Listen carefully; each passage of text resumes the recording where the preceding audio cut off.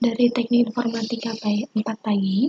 Di sini saya akan mempresentasikan karya ilmiah mengenai manfaat teknologi informasi untuk bisnis.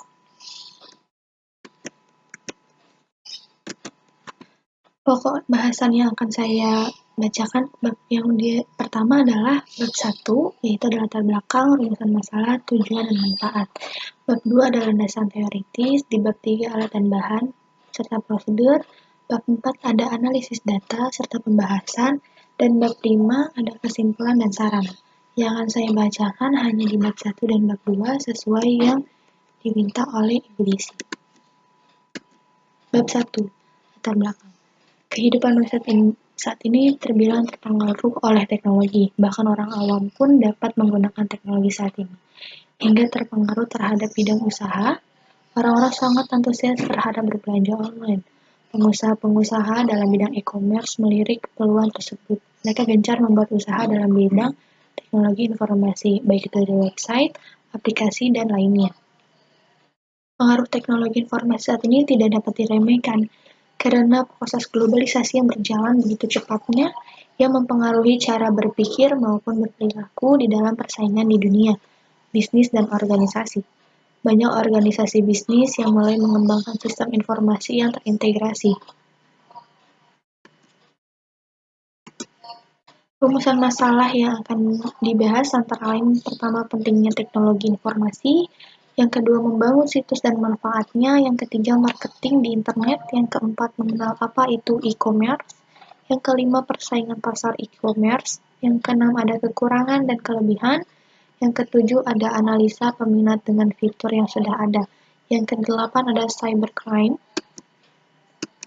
Tujuan dan manfaatnya yang dibahas antara lain adalah satu, memanfaatkan teknologi informasi untuk bisnis, yang kedua mempermudah pengguna dengan adanya e-commerce, yang ketiga mempercepat proses transaksi antara pengguna dan pengusaha e-commerce, yang keempat membuka usaha lain dengan adanya pengusaha dalam bidang teknologi informasi. Bab 2 adalah landasan teoritis di mana komunikasi setiap orang tidak lagi dibatasi oleh negara, nasionalisme atau suku bangsa, tetapi sudah menjadi one state. Kutipan ini berasal dari Entrepreneurship menjadi Pebisnis Ulung, edisi revisi Dr. Insinyur Edi Suryanto Sugoto. Pemanfaatan IT yang tepat akan membuat suatu perusahaan mempercepat proses dan fokus pada inti keahlian dan kemampuan yang membedakannya dari persaingan di pasaran. Kegagalan merangkul kesempatan yang ditawarkan IT dapat menyebabkan kegagalan bisnis. Manfaat pribadi antara lain, IT membangun pekerjaan lebih mudah, IT membuat kita bisa bekerja di luar kantor, tetapi hanya untuk beberapa bidang. IT membantu kita mengetahui informasi dari dunia luar di mana saja dan kapan saja. Manfaat IT untuk pebisnis antara lain, IT membantu pengusaha untuk mengembangkan bisnis lebih luas. IT membangun pengusaha lebih dekat dengan konsumen. IT membantu pengusaha lebih efisien serta membantu pekerjaan mendata bagi pengusaha. Internet memudahkan setiap orang untuk mencari informasi yang mereka butuhkan. Sarana mengakses iptek secara tepat, mudah dan murah, meningkatkan efektivitas dan produktivitas kinerja organisasi. Media bagi industri kreatif, perangkat lunak dan perangkat sarana bagi komunikasi politik, serta membantu dalam membangun tata kelola organisasi yang baik. E-commerce ialah suatu website yang menyediakan segala keperluan transaksi online.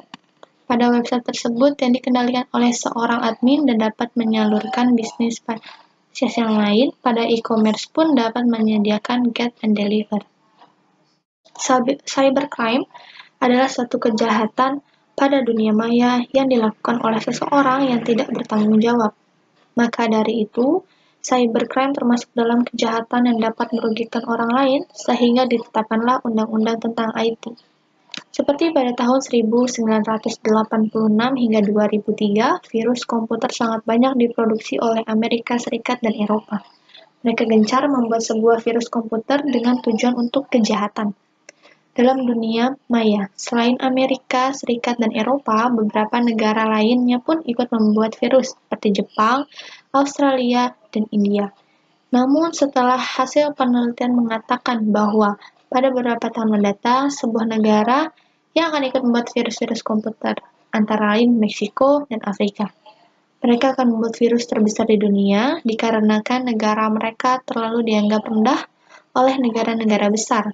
Indonesia pun ikut mencatatkan namanya pada list pembuat virus masuk dalam 10 besar di dunia.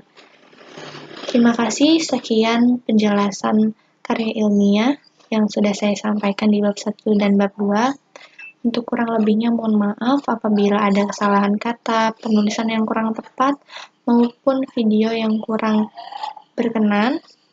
Mohon dimaafkan. Terima kasih. Wassalamualaikum warahmatullahi wabarakatuh.